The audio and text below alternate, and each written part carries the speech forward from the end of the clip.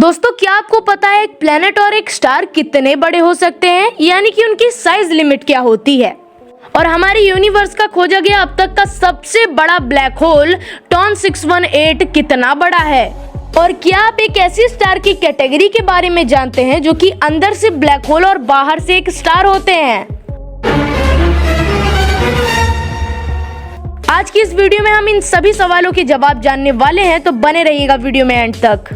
तो बेसिकली एक प्लेनेट के पास 10 जुपिटर जितना मास और या फिर उतना बड़ा हो सकता है, लेकिन इसके बाद उस प्लेनेट की ग्रेविटी इतनी ज्यादा बढ़ जाएगी कि वह सीधा एक स्टार बन जाएगा।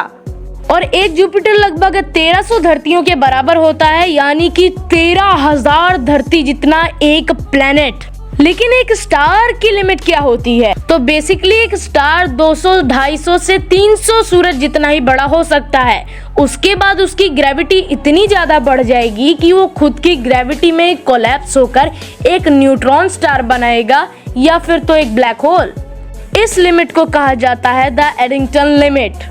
लेकिन मैं आपको पहले ही बता दूं कि एक ब्लैक होल की कोई भी साइज लिमिट नहीं होती according to our modern physics. बस एक चीज है कि ब्लैक होल का साइज टाइम पर डिपेंड करता है। जो ब्लैक होल जितना पुराना होगा वो उतना ही ज्यादा बड़ा होगा। अब देखो, हमारे सूरज से मिलियंस टाइम्स बड़े सुपरमैसिव ब्लैक होल्स को जस्टिफाई करने के लिए साइंटिस्टों ने एक थ्योरी प्रपोज की थी। इस थ्योरी के अनुसार जब हमारी यूनिवर्स का फॉर्मेशन हो रहा था तब सभी मैटर बहुत डेंस थे और गैलेक्सीज बहुत तेजी से फॉर्म हो रही थी। तो ऐसे में उस टाइम पर कुछ ऐसे स्टार्स थे जिन्होंने 1000 सोलर मासेस जितना मास गेन कर लिया। इसी वजह से स्टार फॉर्म होने से पहले ही उनका कोर एक ब्लैक होल में बदल गया और बाहर से वो स्टार बन गए। मतलब कि बाहर से ये स्टार सूरज से कई गुना ज्यादा बड़ा स्टार है और अंदर एक पृथ्वी के साइज का ब्लैक होल है। और यही ब्लैक होल उस स्टार के कोर में रहकर उसी स्टार को धीरे धीरे खा जाता है। तो अब आ जाते हैं वीडियो के उस पार्ट पर जिसके लिए आप बेसब्री से अभी तक बने हुए हो, the ultra massive black hole. दोस्तों, धरती से ऑलमोस्ट 3.5 बिलियन लाइट ईयर्स की दूरी पर गैलेक्सी OJ287 के बीच में एक ऐसा अल्ट्रा मैसिव ब्लैक होल मिला है और वो अपने अराउंड हमारी गैलेक्सी के सेजिटेरियस ए से भी 40 गुना ज्यादा बड़े ब्लैक होल्स को अपने अराउंड घुमा रहा है। इसीलिए वैज्ञानिकों ने इन ब्लैक होल्स को एक नया नाम दिया, the ultra massive black holes. ऐसे अल्ट्रा मैसिव ब्लैक होल जिन्होंने अपनी पूरी लाइफ स्पैन में इतने सारे stars, super massive black holes को खाया है कि उनकी ग्रेविटी से कभी कभी इतने पावरफुल क्वार्क्स बन जाते हैं जो कि कंबाइन बिलियंस ऑफ गैलेक्सी से भी ज्यादा ब्राइट होते हैं। तो क्या कोई गैस करना चाहेगा कि इनका साइज कितना बड़ा होता है?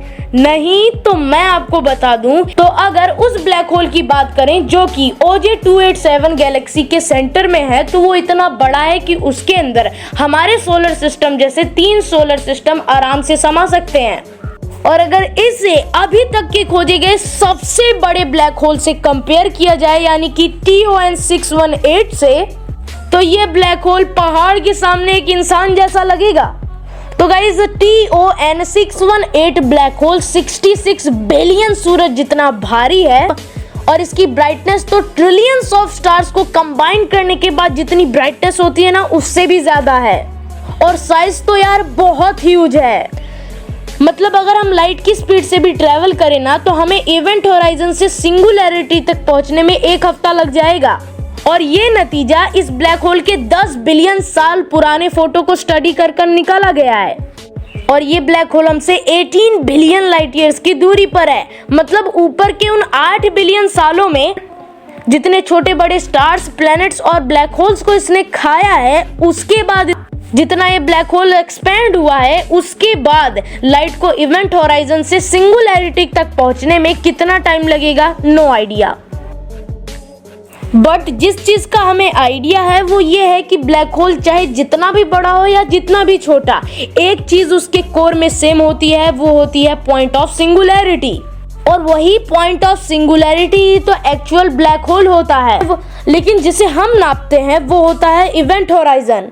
तो आपको क्या लगता है ब्लैक होल का साइज किस आधार पर मेजर करना चाहिए, इवेंट होराइजन या फिर पॉइंट ऑफ सिंगुलैरिटी? हमें नीचे कमेंट्स में जरूर बताइएगा। और ऐसे ही अमेजिंग वीडियोस और देखने के लिए हमारे चैनल को सब्सक्राइब करने के साथ साथ वीडियो को लाइक करना मत भूलिएगा।